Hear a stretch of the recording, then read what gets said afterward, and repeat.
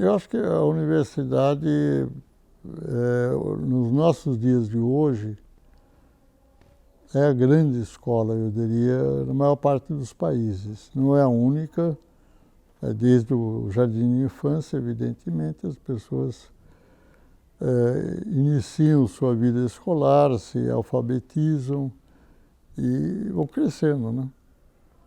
E quando eles estão na universidade, eles já são adultos, o que implica numa certa mudança.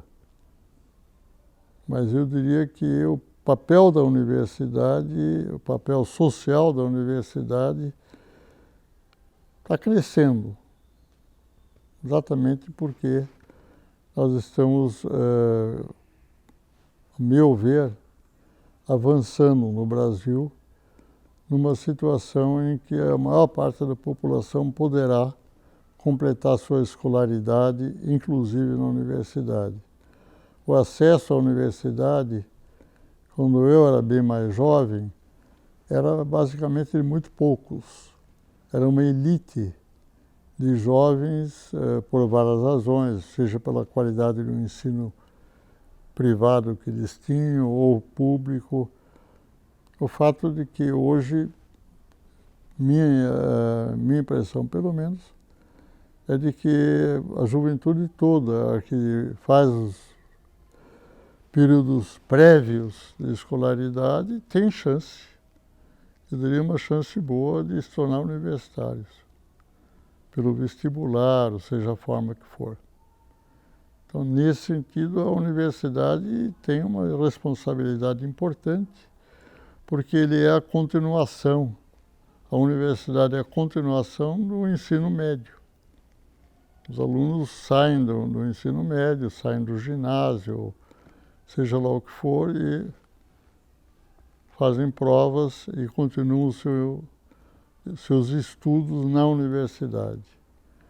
O que para os alunos é uma mudança de qualidade enorme, porque nos cursos pré-universitários, a presença do professor é, eu diria, dominante.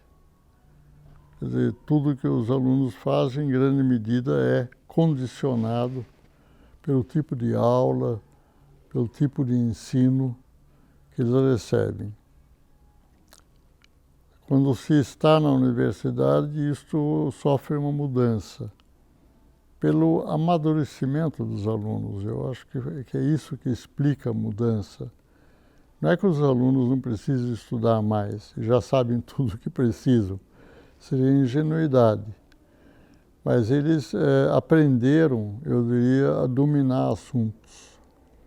Eles aprendem isso no curso primário, no secundário, e é um aprendizado, eu diria, importante. Depende muito da escola, evidentemente, depende deles também, mas em que eu diria o papel do professor é menos, eu diria, digamos, absorvente. Quer dizer, antes disso, antes da pessoa ir para a universidade, a escola é o que o professor faz. O tipo de aula que ele dá, o tipo de lições que ele pede, exercícios, o que você quiser.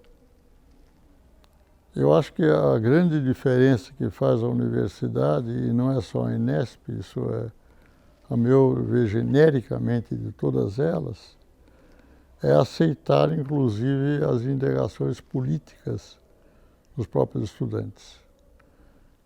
Eu desconfio que esse tipo de presença política do professor, dos alunos e os debates que saem disso é muito mais raro nos cursos bem anteriores, ou seja, muito pré-universitários, em que o programa escolar é fundamentalmente um programa fixo de gramática, história, geografia, aritmética e umas tantas outras coisas.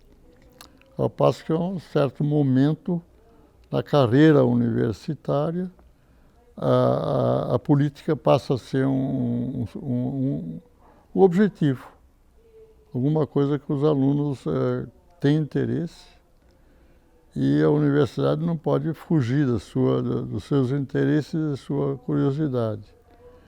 Então, a relação da universidade com os alunos se torna mais democrática. Duvido muito, minha experiência na própria Unesp, mas também na USP, fui professor há muitos anos, é que a escola não faz a cabeça política dos alunos. O que ela pode fazer, praticando democracia, é troca de ideias. Esclarecer aos alunos o que é a política, quais são as forças que impelem a política nessa ou naquela direção, que ela é, na verdade, a grande tarefa dos professores de história. Sempre fui admirador de história, continuo achando que a história é fundamental. Sem história não há como entender o que está acontecendo no mundo e no próprio país. E isso afeta, evidentemente, o ensino universitário, daí a responsabilidade social.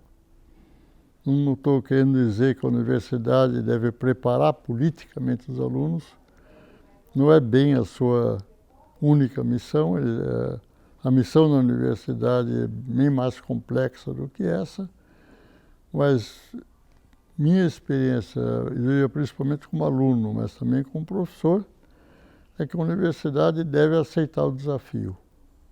Ou seja, na medida que a curiosidade dos alunos se manifestar, isso se transformar em trocas de ideias políticas durante a aula, não há nenhum motivo a universidade dizer isso não é no nosso currículo, vamos parar com isso.